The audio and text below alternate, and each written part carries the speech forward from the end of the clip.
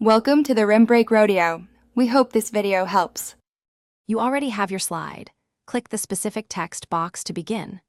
Once selected, go to the Animations tab and pick a simple entrance effect like appear or fade so timing is clear. You should see an animation number appear beside the text. That number shows the order.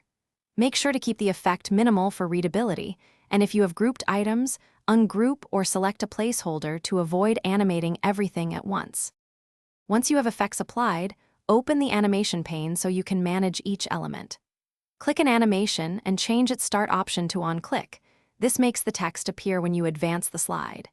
Use the reorder arrows in the pane to arrange the exact sequence you want, top line first, subpoints next.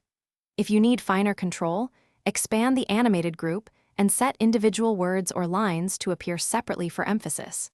Now refine timing. Select an animation and tweak duration for speed and delay if you want to pause before it triggers. Preview with slideshow or the play button in the animation pane to confirm clicks match your speaking rhythm. If a click does nothing, make sure the object isn't on the slide master or locked, and check that animations aren't set to with previous.